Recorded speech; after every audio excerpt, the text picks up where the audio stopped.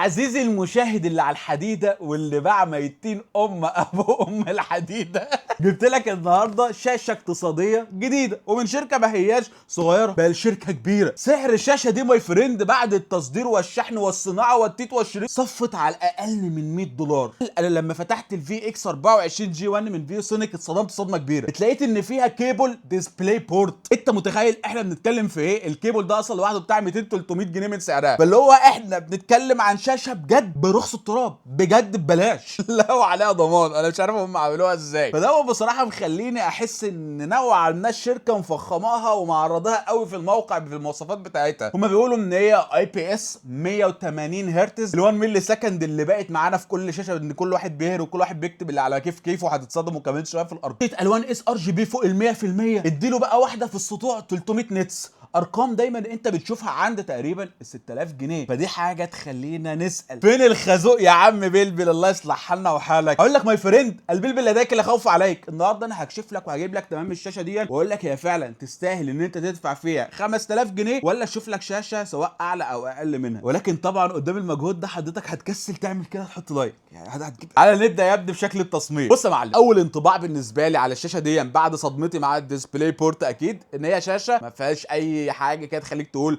واو، فاهم؟ لا عاديه قوي، وده في حد ذاته انا شايف ان هو شيء كويس. يعني هو مش لازم تبقى حقيره، لان هي بصراحه اقل من كل المنافسين برقم. يعني انت فاهم، انت بتتكلم بقول لك 5000 جنيه، ما يعني انت عندك الفئه دي فيها ايه؟ شاشات ال 120 هرتز و 144 هرتز وحاجات كده على الله ان شاء الله. فاحنا هنا بنتكلم لا تمام، شكلها حلو ومقبول بالنسبه لي. الخامات بتاعتها اقدر اقول لك عليها ان هي جيده، ما هياش ممتازه ولكنها جيده، مش الحاجه الحقيره يعني من الاخلاق، هي كويسه. الشاشه بتيجي فيها منفذين اتش دي ام اي فيرجن 2 ومنفذ ديسبلاي بورت 1.4. طبعا بيدعموا الجي سينك كومباتبل والفري سينك. فيها مكان عشان توصل السماعه 3.5 مللي بتاعتك عليها، واخر مكان فيها عشان توصل عليها كيبل الباور بتاعك، واللي بتيجي عباره عن شاحن خارجي او دايره كامله خارجيه عشان لو حصل لا قدر الله اي حاجه تعرف تغيرها من غير ما تفتح الشاشه والكلام من ده. انا بحب النظام ده بصراحه وعلى قلبي زي العسل. وده هنا هو يا معلم بينقلنا للكليشيه بتاع كل فيديو شاشه اقتصاديه، الستاند بتاعها ما بيتحركش اي حته. لو اخرك معايا يا معلم التلت اب والتلت داون، يمين شمال بقى والرفاهيه والكلام من ده مش موجود. وبصراحه ده شيء اصلا مش بنلاقيه لحد ال 7000 جنيه، مش هنلاقي اكيد يعني في ال 5000 جنيه. خليك ذكي وشواف. على كل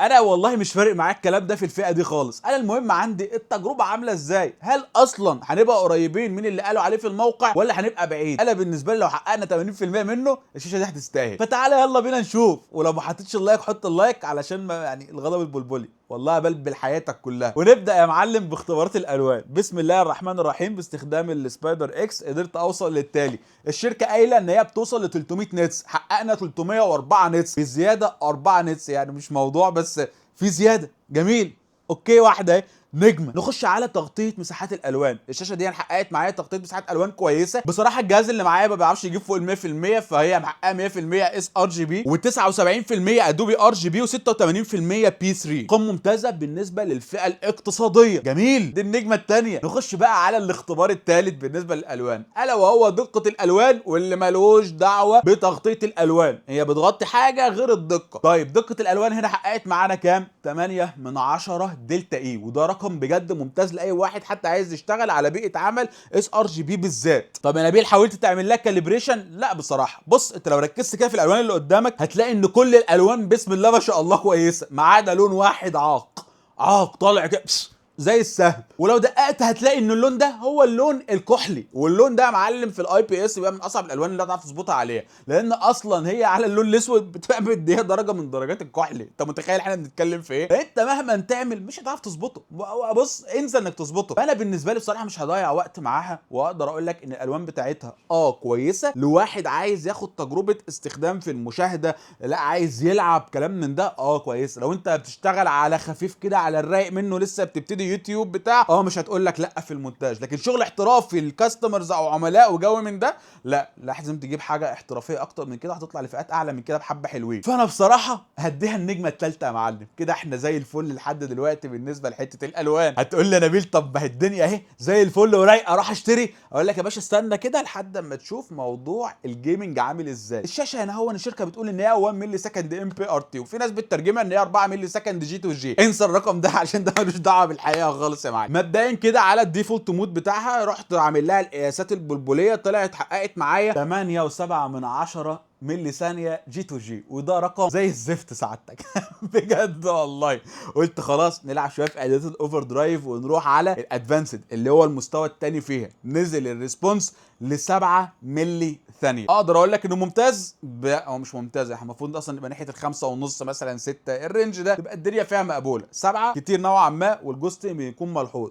فقلت خلاص نعلي يا معلم سيكا كمان ونوصل بقى للالترا فاست بتاعتها. بوم هوب دبل كيك محققه معانا 5.1 ملي ثانيه. ولكن الصوره بتبوظ. طب ليه؟ علشان البيكسل اوفر شوتنج. الشاشه لما بتسرع البيكسل قوي بيعدي اللون المطلوب وبعد كده بيرجع له. طب النسبه دي بقى بيعديه بقد ايه؟ المتوسط يا معلم، المتوسط 8.6، لكن بصراحه هتلاقي في الوان معديه ل 20 و25 وفي 36%، وده ارقام بجد تعتبر سيئه بتبوظ لك التجربه بتاعتك بشكل كلي. طب يا عم نبيل يعني مفيش حل؟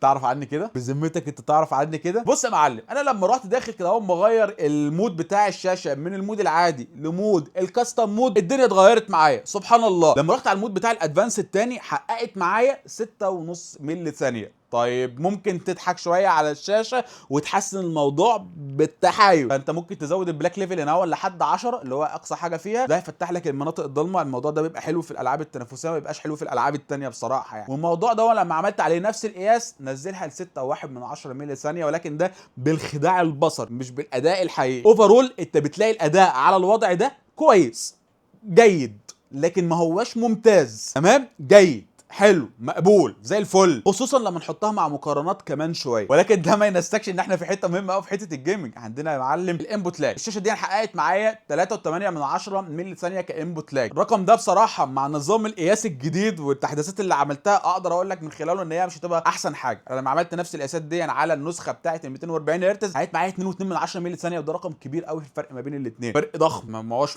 يعني فاهم. لا في سنه كده كان المفروض فيو سنك تيجي عليها فيها شويه. ولكن زي ما بقول لك دي شاشه ب 5000 جنيه بتدي لك كل الكلام ده.